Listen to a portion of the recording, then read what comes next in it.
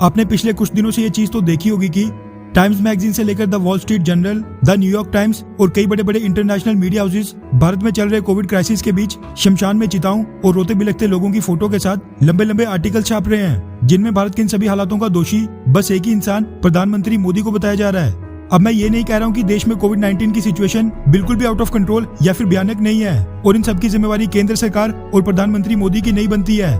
मैं बस ये कहना चाहता हूँ कि जिस तरह ये सारे इंटरनेशनल मीडिया हाउसेस आज के समय पूरी तरह प्रधानमंत्री मोदी और भारत की केंद्र सरकार को इस सेकंड वेव का दोषी बताकर लगातार डिफेम करने की कोशिश कर रहे हैं, ये लोग बस आज या फिर इस सरकार के कार्यकाल में नहीं बल्कि भारत के प्रति इनकी ऐसी रिपोर्टिंग मोदी सरकार के जाने के बाद भी रहेगी।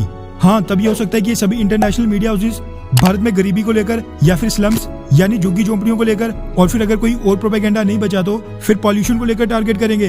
अब मैं ऐसा क्यों कह रहा हूँ? क्योंकि भारत के खिलाफ ये सभी चीजें मोदी सरकार आने से पहले भी होती रही हैं। उदाहरण के तौर पर पेश पहला आर्टिकल न्यूयॉर्क टाइम्स का साल 2011 का है, जिसमें भारत में स्लम्स की कंडीशन को हाईलाइट करके भारत को पूरी दुनिया में डिफेम करने की कोशिश की गई थी।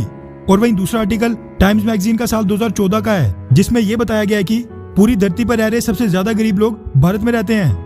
जहाँ पर ये इंटरनेशनल मीडिया हाउसेस भारत को लेकर इस तरह की रिपोर्टिंग करते हैं, वह इन लोगों को ये नहीं दिखाई देता कि जो अमेरिका के न्यूयॉर्क शहर या फिर एलए में स्लम्स में रह रहे अमेरिकन हैं, वो अपनी जिंदगी कितनी बुरी कंडीशंस में गुजार रहे हैं। इसलिए मेरी आपसे ये अपील है कि इस तरह के मीडिया हाउसेस की बाइस्ड रिपोर्टिंग पर बिल्कुल भी ध्यान नहीं दें।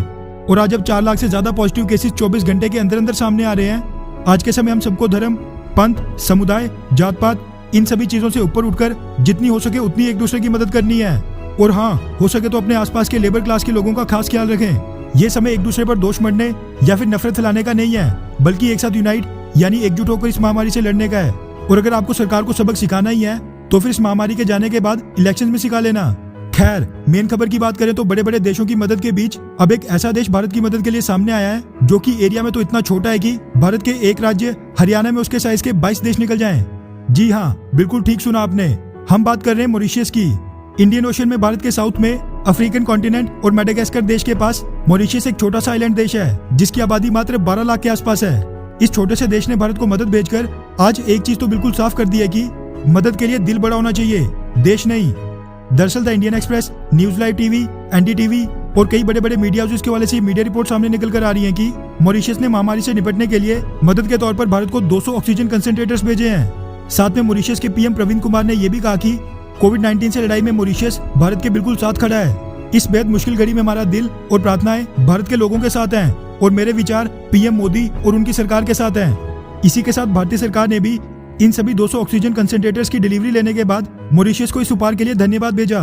अब मॉरिशस की मदद इतनी हाईलाइट क्यों हो रही है, तो आपको बता दूं कि मॉरिशस एक बेहद छोटा सा देश है और आज के समय जब वो खुद ही महामारी में फंसा है, ऐसे में उसका भारत की मदद करने के लिए आगे आना, जबकि उससे कई बड़े और दुनिया के ताकतवर देश भारत की मदद के लिए अभी तक आगे नहीं आए हैं। और साथ में आपको बता दूं कि भारत और मॉरिशस की समय समय पर मदद करते आया है, लेकिन आज जब भारत को जरूरत थी तब मॉरिशस ने भी अपने देश का साइज ना देखते हुए इस बेहद मुश्किल घड़ी में भारत की मदद के लिए हाथ बढ़ाया और रातों रात 200 ऑक्सीजन कंसंट्रेटर्स भी भेजे।